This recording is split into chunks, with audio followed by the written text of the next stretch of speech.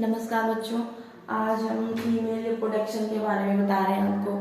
हमने कल आपको फीमेल रिप्रोडक्शन के बारे में बताया था। आज हम मेल रिप्रोडक्शन के बारे में पढ़ने जा रहे हैं। ठीक है, कुछ बॉडी पार्ट्स आपको याद रखने पड़ेंगे। एग्जाम में आपसे कभी कभी ऑब्जेक्ट और पूछ लेता है, ऐसे नॉर्मली उनके नाम वगैरह पूछ लेता है, तो हम आपको नाम बताएंगे, फिर उसके बाद आपको उसकी डेफिनेशन समझाएंगे। चलिए आइए। जो नर जनन होता है उसका सबसे इम्पोर्टेंट जो भाग होता है वो ये वृषण होता है। इसको इंग्लिश में टेस्टिस कहेंगे। और जो ये वृषण कोश होता है इसको स्क्रोटम कहते हैं। शुक्रवाहिका होती है, इसको इंग्लिश में डस्ट डिफेंसेस कहते हैं। मूत्र नलिका यूरेटर कहते हैं और शुक्राशय को टेस्टिस कहते हैं और मूत्राशय को यूरिनरी ब्लेडर कहते हैं। एक एक ग्रंथि होती है, प्रोस्टेट ग्रंथि। शिश्न को हम पेनिस कहते हैं, लिंग भी कहते हैं इसको। और मूत्र मार्ग होता है, इसको यूरिनरी ट्रैक्ट कहते हैं। सबसे इम्पोर्टेंट जो भाग होता है नर का वो ये वृषण होता है, ये आप देख रहे हैं। और नर में 2 वृषण होते हैं। ठीक है, 2 वृषण होते हैं और ये इसको इंग्लिश में टेस्टिस कहते हैं। इसमें एक हार्मोन स्रावित होता है, उस हार्मोन्स का नाम होता है टेस्टोस्टेरॉन। टेस्टोस्टेरॉन, ठीक है। और ये जो ये वृषण होता है और ये वृषण को जो ये घेरा बना हुआ है ना, ये इसको वृषण कोश कहते हैं। ये जो नली गई है ये शुक्रवाहिनी होती है। इसका क्या होता है, इसमें जो स्पर्म बनते हैं, शुक्राणु बनते हैं। और ये शुक्रवाहिनी जो होती है वृषण को शुक्राशय तक ले जाने का काम करती है। वृषण से जो स्पर्म बनेगी जिनको हिंदी में हम शुक्राशय कहते हैं, शुक्रवाहिनी शुक्राशय तक उसको ले जाएगी। यहाँ तक ले जाने का काम शुक्रवाहिनी करती है। किसको? शुक्राणु को। शुक्राणु को शुक्रवाहिनी शुक्राशय तक ले जाती है।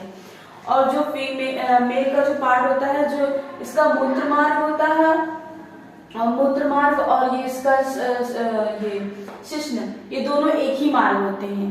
इसकी मूत्र मार्ग और इस मूत्र मार्ग जो होता है नर का, जो शुक्रवाहिनी शुक्राणुओं को निकलने का स्थान और मूत्र मार्ग एक ही होता है।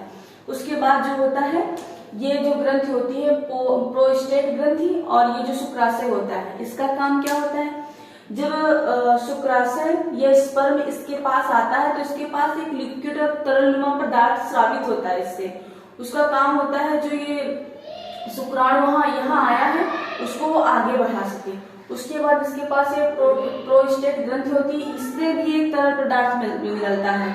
उस तरल पदार्थ से ये जो शुक्राणु होता है, स्पर्म होता है, ये इसको गति मिलती है, इसको ऊर्जा मिलती है।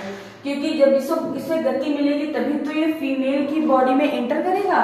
ये इस शिश्न के द्वारा फीमेल की वजाइना में एंटर करेगा, उसके अंडाशय तक पहुंचेगा और उस क्रिया को हम लोग निषेचन कहते हैं, फर्टिलाइजेशन कहते हैं। ठीक है, आइए अब डेफिनेशन पढ़ लेते हैं। देखिए, वृषण क्या होता है? नर का मुख्य जनन अंग वृषण होता है। वेरी इंपॉर्टेंट क्वेश्चन है, ये आपसे क्वेश्चन पेपर में पूछ सकता है। फिर शिश्न क्या होता है? शिश्न का काम, शिश्न के 2 काम होते हैं। देखिए, पेशाब करने के काम भी आता है और जो वृषण में शुक्राणु बने थे, जो शुक्रवाहिनी द्वारा शुक्राशय तक आए थे, उनको जो है मादा के शरीर में ले जाने का काम भी शिश्न ही करता है, पहुंचाने का काम शिश्न करता है। और शुक्रवाहिका, जो ये शुक्रवाहिका होती है, शुक्राशय को शुक्राणुओं को शुक्राशय तक ले जाती है, उसका काम क्या होता है?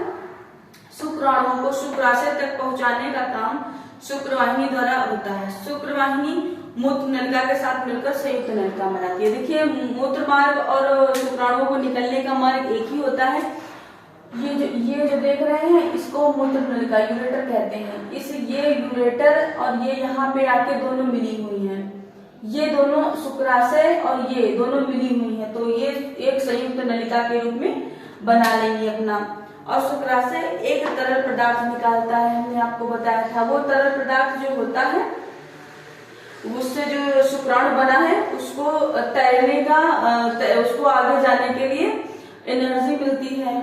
और ये जो ग्रंथि होती है ये भी एक तरल पदार्थ स्रावित करती है, जिससे जो होता है शुक्राणु को आगे ऊर्जा मिलती है ताकि वो मादा के शरीर में जा सके। और जो ये टेस्टोस्टेरोन होता है ये वृषण में, ये हार्मोन यहाँ पे बनता है। इस हार्मोन से क्या होता है, पुरुषों की जो है ये उत्तेजना भी प्रदान करता है। अगर ये टेस्टोस्टेरोन नहीं बनेगा तो जो आपका शिश्न पेनिस होगा ये पेनिस सख्त नहीं होगा, और जब ये सख्त नहीं होगा तो जो शुक्राणु होगा वो इसकी बॉडी से नहीं निकलेगा। इसीलिए ये टेस्टोस्टेरोन लड़कों में 14 साल की उम्र में बनना शुरू हो जाता है।